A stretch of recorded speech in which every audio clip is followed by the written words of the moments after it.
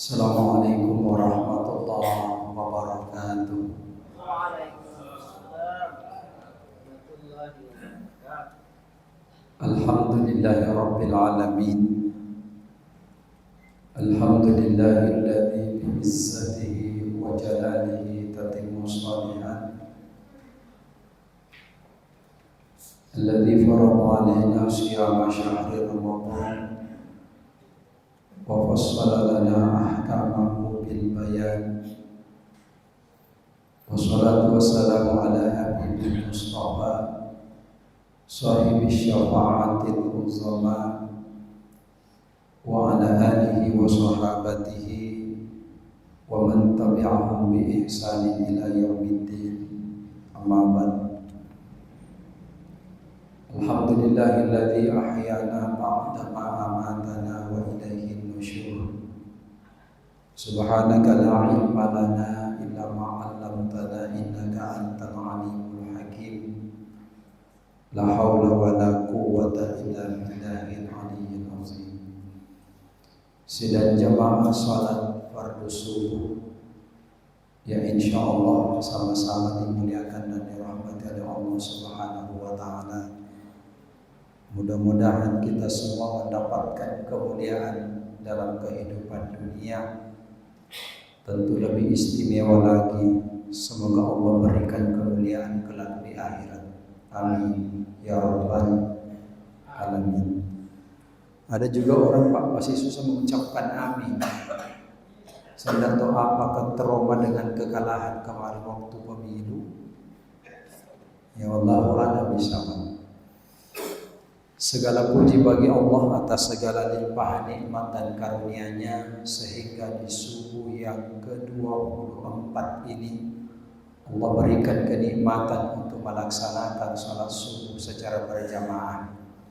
Salat yang paling sedikit rakaatnya tapi paling berat untuk ditunaikan dan dilaksanakan.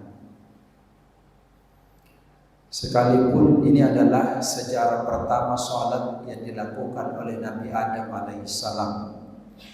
Ketika Nabi Adam diturunkan oleh Allah ke bumi, menurut pendapat ulama pada saat itu malam dalam keadaan gelap.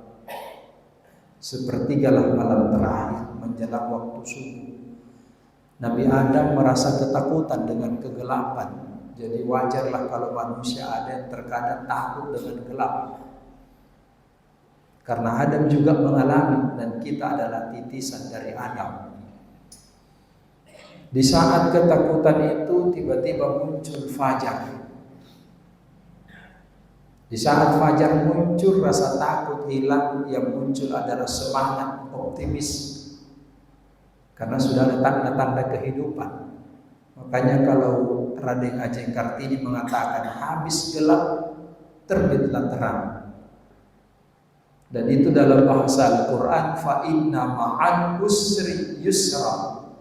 Sesungguhnya di balik kesulitan pasti akan muncul kemudahan. Makanya Allah permantap, inna ma'al usri yusra. Sesungguhnya, jadi dua kali diulang untuk memberikan penegasan bahwa betapapun sulitnya hidup, betapapun susahnya kehidupan, yakin dan percaya ada saatnya kita akan merasakan namanya kebahagiaan. Jadi ibu-ibu yang merasakan mahalnya harga beras, ya karena sampai saat ini katanya belum turun-turun. Saya juga tidak tahu apa persoalannya. Nah, itulah bedanya kita dengan Arab Saudi, Bapak Ibu. Kalau Arab Saudi mungkin negara yang paling kecil dibandingkan Indonesia. Di Arab Saudi Pak tidak ada beras. Karena bukan itu makanan pokoknya, yang di sana kan gandum, kismis, dan kurma. Tapi yang paling hebat di sana kan kurma Pak. Indonesia buah-buahan apa yang tidak ada Pak? Mulai dari durian sampai setung sekalipun ada. Itulah hebatnya Indonesia. Cuma satu Pak yang menjadi persoalan, kenapa kita di negara agraris malah kesulitan dengan persoalan bahan pokok kita? Itu susah. Ternyata ada satu penelitian Bapak Ibu bahwa di Arab Saudi itu memang mungkin terbatas. Sekalipun memang dalam Al-Quran kan dijelaskan oleh Allah dalam surah Al-Isra, alladzi barakna haulah, negara yang sudah diberkahi kan, Makkah Madinah. Tapi ada satu Pak, ternyata di sana di Arab Saudi itu memang bukan negara Islam, dia kan negara kerajaan absolut. Makanya penunjukan sistem kepemimpinannya setelah raja kan itu ada namanya putra mahkota. Kalau secara Islami sebenarnya tidak seperti itu. Tapi Indonesia demokrasi, yang katanya demo itu artinya pesta, crazy itu adalah gila, makanya pesta gila. Memang tidak gila, Pak, belum di pemilihan, itu memang pemenang. Itulah Indonesia. Tapi sudah lihat bagian dinamika perjalanan kehidupan. Keberkahannya apa Bapak Ibu yang dimuliakan oleh Allah? Ternyata Arab Saudi itu kalau azan dikumandangkan, itu semua, jangankan pejabatnya Pak, itu pedagang itu semua lari Pak masuk ke masjid. Salah satu contoh di Masjid Nabawi itu. Jadi saya terakhir mengantar jamaah umrah itu 2019 Pak. Jadi itu kalau memang azan Pak itu tidak ada penjual di Masjid Nabawi. Semua masuk ke masjid Pak. Tapi alhamdulillah di sana kalau orang masuk ke masjid penjualnya tidak ada dagangan yang hilang. Beda dengan Indonesia Pak. Kalau coba di depan masjid penjauh penjual sajadah, penjual cendol saja di depan. Kalau masuk salah di masjid keluar buntu kalau masih ada cendolnya. Bahkan terkadang tempat duduknya penjual terkadang itu hilang. Itulah satu dinamika perjalanan kehidupan. Baik Bapak Ibu yang dimuliakan oleh Allah. Jadi di subuh yang ke-24 ini alhamdulillah kita termasuk orang-orang pilihan yang diberikan kesempatan oleh Allah untuk menikmati perjalanan hidup setelah kita baru tadi malam sempat mati sesaat kemudian kita bangun. Maka kita baca doa alhamdulillahilladzi ahyana ba'da ma amatana wa ilaihin nusyur. Karena ada orang Bapak Ibu sampai detik ini masih mati belum bangun. Belum bangun Pak. Yang mengkhawatirkan kalau mati seterusnya. Kita alhamdulillah. Dan tadi salat inilah yang di dalam Al-Quran kan sering disampaikan para ulama kita, inna Qur'an al-fajri kana masyhuda. Inilah salat yang disaksikan oleh Allah, disaksikan para malaikat. Kemudian di hadis lain, man shallal bardaini dakhalal jannah, siapa yang melaksanakan salat di waktu sejuk. Sepakat ulama waktu salat subuh dengan asar, dakhalal jannah, surga tempat kembalinya. Alhamdulillah. Semoga kita termasuk insyaallah orang-orang yang dipilih oleh Allah. Baik, di penghujung Ramadan, karena ini menghitung hari tinggal beberapa hari ke depan. Jadi saya katakan 23 nih puasa yang memulai hari Selasa, 24 nih puasanya yang memulai hari Senin. Tapi ada yang lebih parah Bapak Ibu. Ada orang sudah masuk di hari ke-24 belum ada puasanya satu pun. Ini saya bilang inilah orang-orang yang beruntung dipertemukan Ramadan, tapi hakikatnya dia merugi. Kenapa merugi? Tidak mampu mengambil kesempatan untuk melakukan yang terbaik di hadapan Allah. Nah, dua amalan yang paling utama biasa dilakukan di penghujung Ramadan. Yang pertama adalah yang disebut dengan i'tikaf.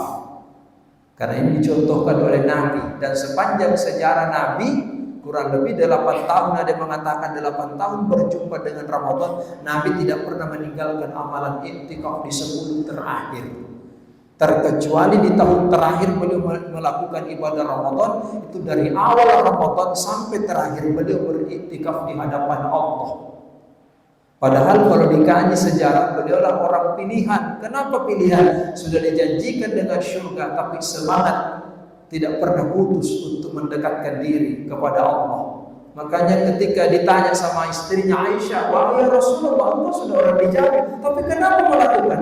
Apa jawaban beliau? Apakah saya tidak termasuk orang yang bersyukur? Itu Pak Nabi. Sampai bengkak kakinya. Saya baca satu buku itu Pak. Imam Rasulullah itu pernah berbuka puasa. Ini diceritakan oleh Imam Malik. Ketika waktu berbuka puasa, Imam Malik menangis di hadapan murid-muridnya. Sampai muridnya mengatakan, apa yang kurang ya wahai tuan guru? Kata Imam Malik, saya bersyukur luar biasa nikmat yang kau fasilitasi. Tapi saya teringat guru saya, cucunya Nabi, siapa itu? Abu Bakar, Abu Ja'far Shadiq, jadi cucunya Nabi. Beliau pernah bercerita bahwa Nabi pernah suatu waktu berbuka puasa 1 biji kurma, itu Nabi kedua dengan istrinya Aisyah. 1 biji kurma Bapak Ibu, Nabi kedua dengan istrinya Aisyah, dan menurut sejarah itulah menjadi bukannya Nabi sekaligus menjadi sahurnya Nabi. Tapi ibadahnya bengkak kakinya, beliau ibadah kepada Allah, bengkak matanya, menangis di hadapan Tuhan. Kita alhamdulillah jalan kote saja tak 3 biasa dimakan. Bahkan lebih bengkak kakinya bukan karena ibadah tapi asam uratnya naik. Bengkak matanya bukan karena menangis tapi kebanyakan tidur. Itu bedanya Pak. Ya kita itu yang bilang Pak. Iktikaf ini kalau berbicara tentang syariatnya, saya mengambil 4 pendapat Imam Mazhab. Kalau Imam Abu Hanifah, iktikaf sekalipun tidak berdiam diri di dalam masjid, tapi ketika suatu masuk di masjid, berniat untuk iktikaf sekalipun sesaat untuk mendekatkan diri kepada Allah, Imam Abu Hanifah katakan itu adalah bagian dari iktikaf. Bahkan beliau katakan tidak mesti di masjid, sekalipun di rumah. Kalau niatnya di tempat itu ada tempat untuk dipakai sholat dan itu dipakai untuk beribadah kepada Allah, kemudian dia niatkan untuk iktikaf, itu bagian dari iktikaf di hadapan Allah. Itu pendapat Imam Abu Hanifah. Tapi kalau Imam Malik, Imam Syafi'i, Ahmad bin Hanbal mengatakan iktikaf itu di masjid. Ini perdebatan pendapat Pak. Sama dengan zakat. Ya ini juga ibadah yang paling ditekankan di penghujung Ramadan. Makanya kalau dikaji Al-Quran itu kan 30 juz 114 surah, kurang lebih 6.666 ayat, 1.027.000 jumlah hurufnya dari Fatihah sampai An-Nas. Jadi ini yang saya ambil pendapatnya Imam Syafi'i Pak. Jadi imam yang paling mengatakan jumlah huruf Al-Quran 1.027.000. Kalau ada yang tidak percaya, bolehlah kita uji. Nanti pulangi salat subuh, mulai Fatihah sampai Nas itu pergi.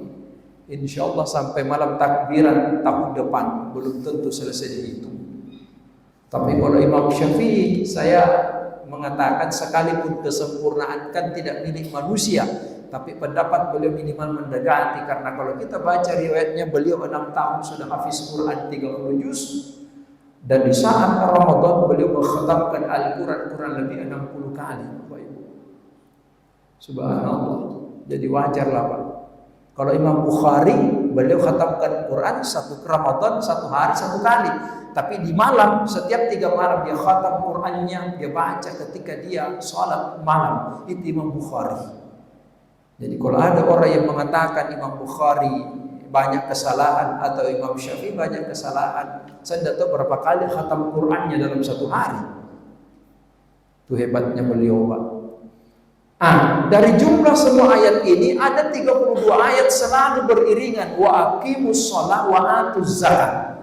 Tunaikan salat sekaligus bayar zakat, kan begitu maksudnya. Makanya dikaji kenapa bukan wa aqimus shalah wa atul hajj misalnya melaksanakan, karena ada dimensi aqimus shalah itu langsung kepada Allah, wa atuz zakat itu terkait dengan hablum minan nas. Masa itulah duribat alaihimul zillatu aina masukifu illa bihablin minallah wa hablin minan nas. Ada dimensi 2 Pak. Makanya ketika orang ditanya mana lebih afdal dengan ceramah dengan mengaji, saya bilang keduanya afdal. Tapi ada yang lebih utama, yang mana itu? Itu yang dicontohkan Nabi, masuk ke Masjid Nabawi mendapati 2 kelompok sahabat, yang satu sementara baca Quran melingkar, yang satu sementara talib. Nabi mendekati orang yang ceramah dan pengajian. Ditanya sahabat, kan orang mendalami Al-Quran mulia, kata Nabi betul, tapi keistimewaannya satu, karena cuma dia dengan Allah merasakan itu. Tapi kalau orang bermajelis ilmu dapat 2 dimensi, kepada Allah nyambung dan kepada sesama manusia yang terbangun. Itu Pak. Jadi kalau ada orang mau mengaji sementara ceramah Ustaz, saya bilang silakan Maki. Tapi saya mengambil keputusan gini Pak. Beda itu kalau orang mengaji dengan dengar ceramah. Kalau mengaji bisa jadi tunda, pulang ke rumah bawa Quran tadi, rumah kita hantar mengaji. Kalau di masjid, ada fokus ke dengar ceramah. Karena tidak mungkin setelah ceramah kita panggil ustadznya ke rumah. Bila ustadz tidak ada mendengar tadi ceramah sehingga kita di rumah ceramahkan. Itu keistimewaannya Pak bermajelis ilmu. Jadi ini wakimus. Apa perbedaannya dari sisi zakat? Satu-satunya Imam Basra yang membolehkan untuk membayar zakat dengan bentuk uang itu kan Imam Abu Hanifah. Yang lain kan sepakat semua Pak. Sepakat bahwa lebih afdal, lebih utama itu membayar pakai makanan pokok Pak. Jadi beras. Tapi jangan tahu beras bagus namakan sekalinya kesakatnya beras raskin. Begitu Pak. Jadi ini perbedaan. Tapi di situ ada lagi penafsiran mengatakan jangan mengikuti pendapatnya Syafi'i ukuran takarannya kemudian kau uangkan. Makanya kalau dikaji itu Pak, kalau pendapatnya Imam Abu Hanifah itu kan bukan 2,5 kilo, tapi 2,8 kilo. Yang dinisbahkan kalau dalam mazhabnya Syafi'i Maliki Ahmad bin Hanbal itu Hambali, itu kan 2,5 kilo Pak, yang disempurnakan menjadi 4 liter. 4 liter. Nah, kalau 2,5 4 liter berarti 2,8 itu hampir 5 liter. Makanya patokannya di situ. Makanya ada pendapat bahwa ketika membayar zakat fitrah pakai uang, jangan ikuti takarannya Syafi'i Maliki Hambali, tapi ikuti Hanifah, Imam Abu Hanifah. Jadi 2,8 jadikan 5 liter. Supaya dinisbahkan kalau misalnya 10.000 per liter kan 50.000. Kalau Syafi'i kan 40.000. Nah itu Pak. Yang mana mau diikuti? Ambil kehati-hatian. Jauh lebih bagus mengambil pendapatnya Hanafi kalau yang bentuk uang. Sekarang muncul perbedaan. Di mana lebih utama mengeluarkan zakat? Apakah langsung kepada yang bersangkutan atau ambil panitia ambil zakat? UPZ atau apa namanya? Berbagai pendapat ulama. Ada yang mengutamakan lebih bagus kepada yang berhak menerima zakat langsung dibawakan. Langsung kenapa? Karena kalau kita yang langsung bawakan ke sana, insya Allah nilainya juga lebih tinggi dibandingkan dengan kalau dibagi rata. Tapi pendapat ini ada satu kekurangannya, sebab kalau di situ dikeluarkan zakat, maka bisa jadi ada orang miskin Pak, bisa jadi tiba-tiba menjadi kaya raya. Kenapa? Karena banyak channelnya, banyak yang kenal Ki. Nah di situ terpusat, misalnya contoh ada si A, tinggal di sekitar Masjid Ar-Rahman Incedengoyo. Di situ itu yang dikenal orang miskin satu, jadi semua orang berlomba-lomba bawa zakatnya ke sana, akhirnya terkumpul di situ. Padahal di lain sisi ada juga setengah mati, orang belum tentu dia makan setiap hari. Ini juga penting menjadi perhatian negara. Makanya saya bilang kalau ada rakyat yang terlantar tidak makan dan tidak minum, kan itu undang-undang kenapa? Kesejahteraan dijaga oleh negara. Makanya dosanya Pak Jokowi sampai ketua RT, ada ketua RT di sini Pak. Besar tanggung jawabnya itu Pak. Bayangkan kalau ada pembagian jatah raskin, ada orang miskin tidak dapat, yang banyak dapat karena keluarganya Pak RT lebih banyak, lebih dekat. Padahal ada mobilnya. Ini perlu pemerataan. Jadi satu ini yang perlu kita luruskan Bapak Ibu yang dimuliakan oleh Allah. Jadi pendapat yang pertama, pendapat yang kedua mengatakan lebih baik diambil karena amil itu nanti yang mengkoordinir untuk membagi rata. Supaya pemerataan zakat itu dinikmati semua orang yang memang pantas untuk menerima zakat. Jadi ini semua Anda boleh silahkan. Jadi jauh lebih bagus seperti itu. Nah kalau berbicara pengeluaran zakat Bapak Ibu, itu kan zakat dikeluarkan dari awal Ramadan itu hukumnya sudah boleh. Tapi sunnahnya di penghujung Ramadan dan wajibnya di saat malam takbiran. Tapi lebih afdalnya bagus di 10 terakhir. Inilah kita berbuat. Nah ini Bapak Ibu yang dimuliakan oleh Allah tentang persoalan zakat. Bagaimana kewajiban ini luar biasa sehingga ketika seorang hamba Allah yang melakukan ibadah Ramadan tetapi tidak mengeluarkan zakat fitrahnya, maka seluruh amal ibadah pahala Ramadannya mu'allaqun bainas samai wal ardh, bergantung antara langit dan bumi. Nasanya uge tagattung Pak. Enggak tahu mau kemana. Maka ini penting Pak. Bolehlah kita mengejar Lailatul Qadar dengan i'tikaf, tapi jangan lupakan zakat. Nah, karena kalau berbicara tentang i'tikaf ini kan tujuannya kita ingin mendapatkan kemuliaan di 10 terakhir. Karena sesungguhnya disitulah letak yang dicari. ya disebut kering mendengar Lailatul Qadar khairun min alfi syahr. Yang di dalam Al-Qur'an inna anzalnahu fi lailatin mubarakah. Di malam itu penuh dengan keberkahan, sampai berkahnya hitungannya sekalipun itu 1000 bulan, karena itulah hitungan yang paling tertinggi pada saat ini kan. Waktu itu belum ada triliunan, belum ada miliaran, jadi yang paling itu adalah alfi syahrin, lebih baik daripada 1000 bulan. Itulah yang perlu kita kejar sekarang. Makanya ibaratnya sebuah perlombaan, Pak, ibaratnya Valentino Rossi dalam balap motor, itu di penghujung detik-detik menjelang garis finish, nanti berbentuk, Pak, supaya bisa mendapatkan posisi terdepan. Ya, kalau orang bahasakan seperti kuda itu kalau mendekati garis finish semakin pacu kekuatannya. Tapi kita terkadang di penghujung Ramadan, pacu kekuatannya, tapi keliling mulki, di Fomol, Panapukan, keliling di mana-mana. Makanya masjid kita lihat nih, ada terkadang masjid katanya lebih banyak nyamuk daripada jamaahnya. Datuk kemana yang lain, Pak? Padahal di sinilah kesempatan. Sampai Nabi kan sering kita mendengar Nabi di penghujung Ramadan dia kencangkan tali ikat pinggannya, dia jauhkan lampunya dari tempat tidurnya. Untuk apa? Untuk mengejar keistimewaan dan kemuliaan itu. Nah, inilah yang kita cari. Ya mudah-mudahan ya saya baca satu buku, Pak. Kalau dimulai Ramadan hari Senin, itu biasanya di malam ke-29. Tapi kalau dimulai hari Selasa, itu cari di malam ke-25. Nah, itu sebentar malam, Pak. Malam Jumat.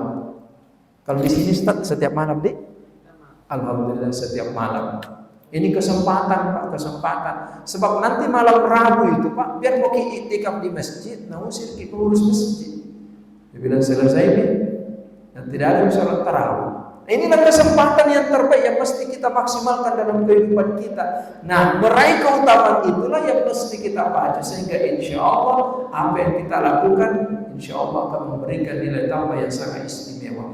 Itulah yang membuat Nabi Musa, Bapak Ibu yang dimuliakan oleh Allah, ketika bertemu dengan Rasulullah bertemu dengan Nabi Musa ketika peristiwa Mi'raj di langit yang ke-6 bertemu dengan Nabi Musa kan sempat menangis, Pak. Ditanya sama Jibril, kenapa menangis Musa? Musa katakan, aku sedih mengingat diriku dan umatku. Umurku panjang dengan umatku, tapi lebih banyak yang celaka dibandingkan dengan yang selamat, dibandingkan dengan umur saudara Muhammad. Kata Jibril, betul. Tapi Muhammad, umat Nabi Muhammad diberikan keistimewaan dengan Ramadan. Di situ ada namanya Lailatul Qadar khairun min alfi syahr. Nah inilah, Pak. Makanya saya bilang rugilah kita kalau melewatkan kesempatan sekecil apapun. Karena nilai keutamaan itu sangat istimewa. Ada tuh lagi bercanda, dia bilang bagaimana kalau dia iktikaf di Warkop selama 1 malam? Berarti sama dengan minum kopi kurang lebih 1000 bulan. Yang dihitung itu tentu adalah nilai kebaikan. Nah, ada artinya kalau kita tidak bilang sekalipun berada di masjid tapi tidur. Di mana kau iktikaf? Di Masjid Ar-Rahman. Apa yang kau lakukan 1 malam? Nah, pokoknya pas masuk masjid tidur, nanti baru ketika azan subuh. Kemalasan. Kita cari keutamaan, Bapak Ibu yang dimuliakan oleh Allah. Untuk apa? Bukan untuk siapa-siapa, tapi untuk diri kita. Makanya manusia itu dalam kehidupan dunia kan dibagi-bagi, Pak. Ada manusia secara umum, semua, Pak. Siapa itu manusia? Yang diberikan oleh Allah 2 potensi, akal dengan nafsu. Kalau berbicara akal, itulah yang membuat manusia lebih mulia. Kenapa? Karena itu menuntun kita kepada kebaikan. Tapi ada manusia, Pak, diberikan akal tapi tidak berakal. Makanya dalam Al-Quran itu kan afala ta'qilun, afala tatadabbarun. Inna fi dzalika laayatin liulil albab.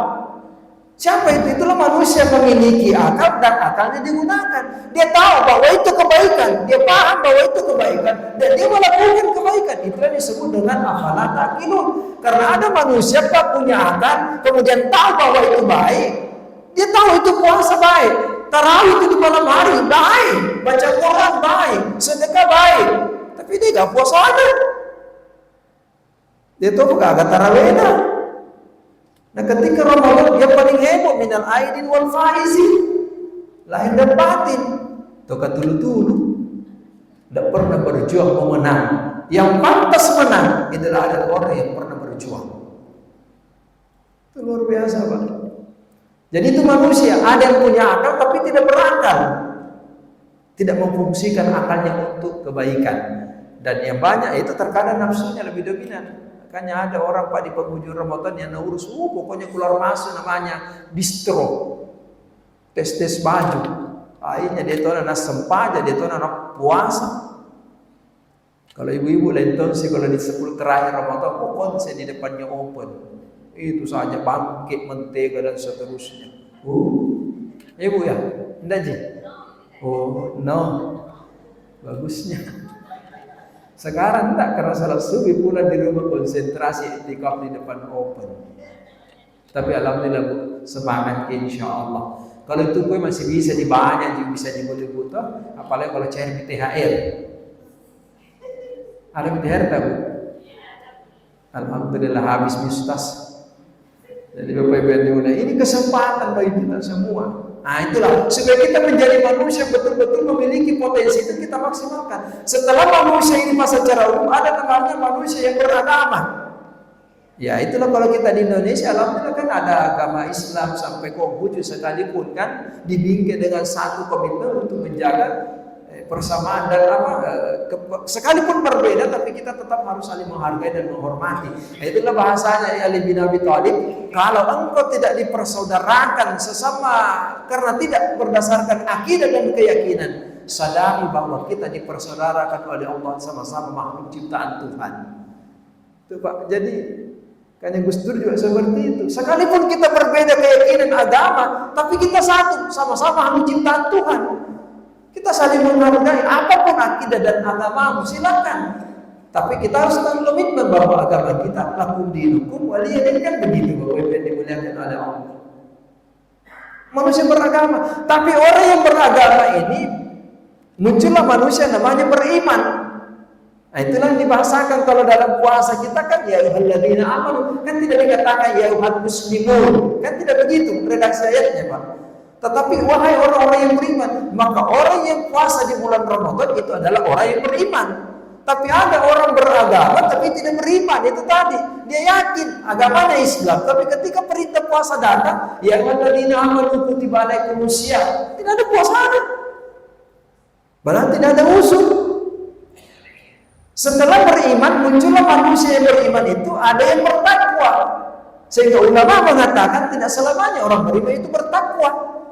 Kenapa? Ada orang beriman, yakin, tapi belum bertakwa.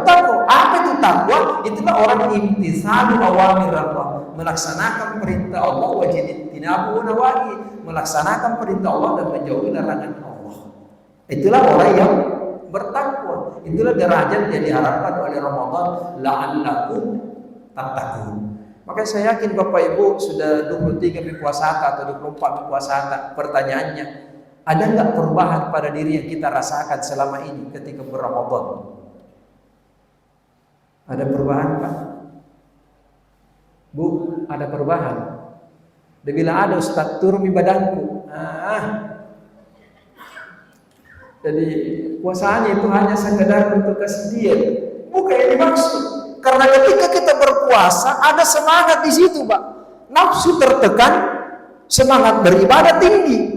Makanya kalau kita puasa itu Pak, jangankan yang wajib, yang sunnah saja itu Pak merasa rugi kalau tidak melaksanakan.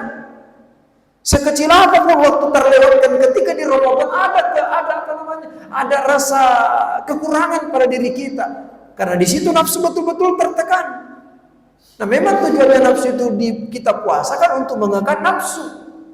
Karena di tarwih saya sudah singgung, karena nafsu itu Pak ketika diciptakan oleh Allah, ini nafsu Pak ya, sebelum ada diciptakan dan malaikat, nafsu lebih dulu diciptakan oleh Allah. Ditanya sama Allah, man ana wa man anta, kata Allah kepada nafsu. Apa jawabannya nafsu? Ana, anta. Artinya saya, engkau adalah engkau. Itu nafsu Pak. Akhirnya Allah perintahkan masukkan ke dalam neraka. Neraka Pak 100 tahun nafsu itu ditempa di dalam neraka. Kemudian setelah itu dikeluarkan, ditanya sama Allah, man ana wa man anta, siapa saya dan siapa engkau? Apa jawabannya nafsu? Ana, anta, ente. Saya adalah saya, itu nafsu Pak. Saking melawannya itu. Akhirnya nafsu diperintahkan masukkan ke dalam di penjara, Pak. Diperintahkan oleh Allah di penjara, di situ 100 tahun di penjara, tidak dikasih makan dan tidak dikasih minum. Baru dikeluarkan, baru ditanya, man ana wa man anta. Baru nafsu mengatakan, ana abduka ad-dhaif wa anta rabbuk. Saya adalah yang diciptakan, yang penuh dengan kelemahan. Engkau adalah Tuhan yang mencipta. Baru sadar nafsu, Pak. Karena nafsu itu salah satu dikendalikan, itu jangan makan, jangan minum, itu disebut dengan puasa. Jadi kalau ada anak Pak susah diatur, nakal ki, jangan dipukul, jangan dimarahi, tapi kasih masuk dalam kamar dan kasih makan, kasih minum. Tidak usah 100 tahun, Pak. 3 hari tidak kasih makan, baru kita buka pintu kamar, pingsan. Itulah makanya sebenarnya puasa ini kewajiban, tapi sebuah kebutuhan, Pak. Untuk apa? Untuk menjadikan kita menjadi manusia bertakwa di hadapan Allah Subhanahu wa taala. Nah, inilah momentum bagi kita semua. Makanya di mana-mana alhamdulillah masjid itu memfasilitasi. Ada ceramah duhur, ada ceramah subuh, ada ceramah tarawih. Luar biasa untuk apa? Untuk memperbaiki diri kita di hadapan Allah. Tapi yang kedua, saya berharap pengurus masjid, usahakanlah kalau menegur sesuatu itu jangan sampai membuat orang alergi untuk datang ke masjid, Pak. Saya baca satu kisah itu, Pak, luar biasa. Ada suami, Pak, datang di masjid dengan istrinya, sampai di masjid itu lupa silent handphonenya, Pak. Lupa silent. Ketika orang sholat, bunyi terus handphonenya sampai selesai assalamualaikum. Dan setelah assalamualaikum, ditetap semua, Pak. Semua mata tertuju bukan pada Pak Imam, tapi orang yang punya handphone. Macam-macam pandangannya orang, Pak. Akhirnya istrinya juga jengkel. Pulang dari masjid, sepanjang jalan sampai di rumahnya dimarahi terus suaminya. Sampai akhirnya suaminya Pak namun ke masjid. Dia lebih suka nongkrong lagi di kafe. Nah, suatu waktu di kafe, Pak, ketika dia pesan minuman kopi secara tidak sengaja, sentuh itu gelas, jatuh itu kopi terhambur, pecah gelas. Datang pelayannya, dia bilang, Pak, tidak usah khawatir, jangan kira aku, kami ganti yang baru. Dilayani dengan baik, Pak. Tenang dia. Akhirnya merasakan damai ketika di warkop. Makanya banyak orang, Pak. Jadi makanya saya bilang, kalau banyak orang di warkop, jangan-jangan ini orang sering dimarahi istrinya di rumah. Ibu ya? Tidak tahu. Tapi satu, Pak, keistimewaan seorang suami kalau sering dimarahi ke istri. Ada satu wali Allah, Pak, yang diungkapkan oleh Syekh Abdul Qadir Jailani. Ini hamba Allah, Pak, bukan karena sholatnya, bukan karena puasanya, bukan karena apanya, tapi satu keistimewaannya karena sering dimarahi istrinya dan dia tidak pernah melawan. Sekalipun dia benar, diangkat derajatnya menjadi wali Allah. Jadi, Pak, siap-siap jadi wali. Jadi marahin terus suami supaya jadi wali, minimal wali santri.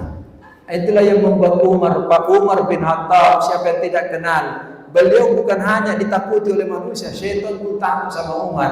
Ketika dimarahi Umar, sahabat sempat terdiam. Setelah istrinya berhenti marah, Umar dipanggil, ditanya, apa yang membuatmu tidak bisa melawan? Dia bilang, Umar, bukan saya tidak mau melawan. Satu kali jiku gertak selesai. Tapi Umar katakan dalam bahasanya begini, ketika saya ingin melawan, balik marah kepada istri, ku ingat anakku. Anakku lahir dari perjuangan yang paling hebat dari seorang istri yang hebat. Makanya setiap saya mau marah kepada istri, setiap dia marah saya tidak berani berucap apa-apa. Karena saya seakan-akan disumbat mulut. Mengingat anakku yang lahir kecil dan sampai menjadi besar, itu perjuangan seorang istri yang hebat, Pak. Subhanallah. Jadi kalau dimarahi istri, Pak, alhamdulillah, diam-diam lagi. Dua keutamaan. Pertama, bisa menjadi wali. Yang kedua, ingat bahwa istri telah yang berjasa yang banyak perjuangannya untuk anak-anak. Gitu, betul. Tapi jangan tahu dijadikan dalil, akhirnya marahi terus suaminya. Istri silakan tahu kalau selalu marahi suaminya. Mohon maaf atas segala kekurangan. Semoga insya Allah kita lah termasuk orang-orang yang pilihan yang bisa insya Allah jangka pendeknya kita menjadi pemenang di bulan Ramadan, menjadi la'allakum tattaqun. Supaya apa? Menjadi la'allakum tashkurun, orang yang bersyukur, dan ujung-ujungnya adalah la'allakum yarsyudun, yang akan dituntun dan mendapatkan petunjuk dari Allah sehingga kita mendapatkan bimbingan untuk meraih kemaslahatan kebahagiaan dunia dan lebih di akhirat insyaallah. Mohon maaf atas segala kekurangan, terima kasih atas segala perhatian. Semoga Allah mempertemukan kita senantiasa dalam kebaikan dan terakhir insyaallah kita dipertemukan oleh Allah di surganya kelak ketika kita semua nanti kembali kepada Allah Subhanahu wa taala. Amin ya rabbal alamin. Wa la minkum illa man atallaha biqalbin salim. Wallahu muwaffiq ila aqwamit thariq. Wallahu waliyyul muttaqin. Assalamualaikum warahmatullahi wabarakatuh.